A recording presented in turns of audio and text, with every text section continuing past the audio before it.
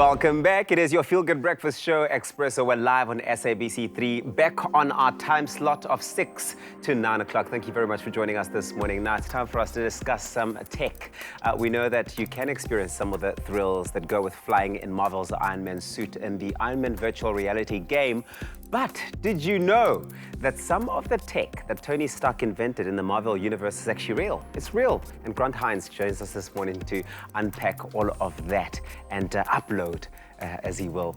Look, I get really excited because this is one of the things about science fiction, which is amazing. So obviously a lot of things in science fiction are made up, and people use it. We use our imagination. They don't exist. They don't exist, but sometimes they inspire real-world technology, which is really cool. And I know everybody out there is going to say like, "Oh, Elon Musk." I've purposely left a lot of Elon Musk stuff out of this because there's technology that exists that you might not know of. And if you guys are into Marvel and are into Marvel fandom, this might help you out. So the first thing obviously is the flying, right? Like Iron Man can fly around the world. Like on a huge suit. One of the biggest problems with that in real life is that, it's charged in the center of his chest with a battery cell. You don't get battery cells like that yet. One day there will be battery cells. We haven't got there quite yet. No, we won't have to charge our phone for like a whole year.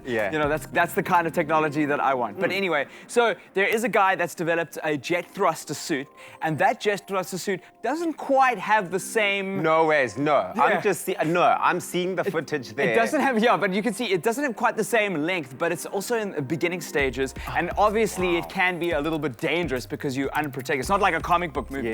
But the idea of having a suit that you can put on and fly with is quite something. Right? Imagine going to work in the morning. Well, guys, another thing that you guys don't know about Tabiso is that he's late for work sometimes, at the show. And see, people are laughing, they know. And if you had a jet thruster suit... That is a lie. That is a lie. That is a lie. A lie. Okay. A lie, we'll move on to the next thing. Okay, the next thing is Tony Stark's robot army. Now, I don't think we're going to get to a stage where we're going to have a whole army of robots. What have they done so far? Okay, what they've done so far is they've created exoskeleton suits for soldiers to complete different tasks. And it's called Talos. And the whole reason behind this is not only to, to give soldiers extra amount of strength or whatever, but to complete other tasks. So if you are a medic, for instance, in battle, you might want to get into a situation a little faster and a little more effectively with a suit. You might be able to carry people a lot faster out of any given situation. So that's what these robot armies are for. And as you can see, like in the joints and stuff, it'll help you with load bearing and being able to maneuver around a battlefield really easily and really comfortably. Well, you've got my imagination running wild. Just the sheer thought that these things are happening, people are constantly working on these things and bringing them to life is quite something. But what about the Shield Helicarrier? Because I think that is quite something. Okay, so if you grew up in South Africa, like, when I did, I'm old now. Which is where? 90s.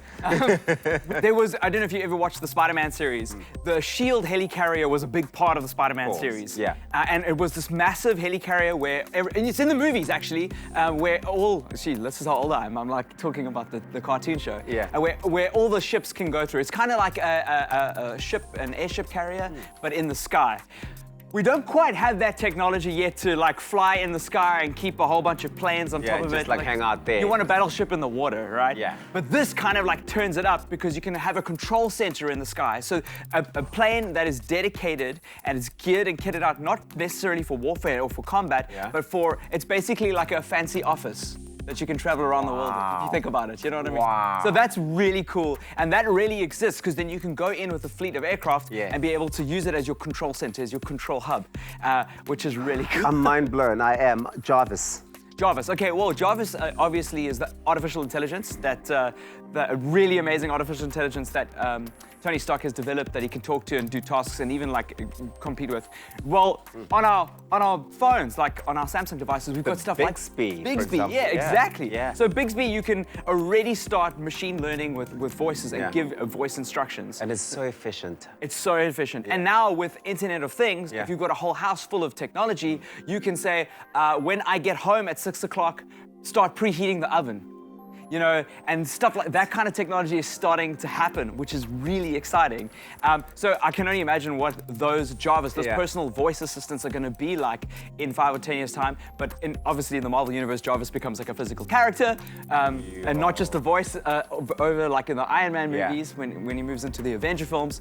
So I don't think we're going to have Biggs be the character that walk around, flying around the house. At this rate, it seems like all of these things we think we can't have just yet are pretty much around the corner. But to be fair, I'm going to get you that suit.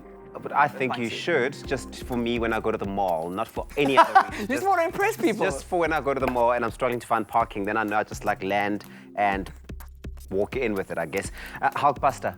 Okay, so the Hulkbuster suit, obviously in Avengers, is this massive Iron Man suit that's used to, you know, take on the Hulk, because the Hulk is like super strong, and he needs to like challenge the Hulk. But there are suits that exist right now for Hulk busting like technology. So you might want to do some think of Avatar, when the Avatar series, where there are those huge mechs which cut down trees and offload lumber. And someone's like manually, sort of controlling it from somewhere, Yes, like a control pit. And it's kind of like the Hulkbuster suit is kind of like that. That's pretty much the closest thing. There's going to be a lot of tasks that we're going to have to achieve using robotics that require a much bigger, much better heavy loading than just an exoskeleton like we've seen with the Robot Army example, with the Talos stuff. So that technology is really imminent. It's used now. It's going to be used in industries, from offloading freights on ships to the lumber industry to mining, and it's just the start. And a lot of these things are inspired by the Marvel Universe. The Marvel Universe, the amazing amount of work that is being done in the tech space that's so inspiring and showing us what the future could potentially look like. Grant Hines, you are a superstar. You've really got me excited and I'm buzzing so much right now. Come on, I want to go watch some superhero movies. My head's spinning. But from exploring the tech of Iron Man to finding out what's happening in the superhero, or rather with this superhero comes to life in the VR gaming with Gareth Woods and Katlego.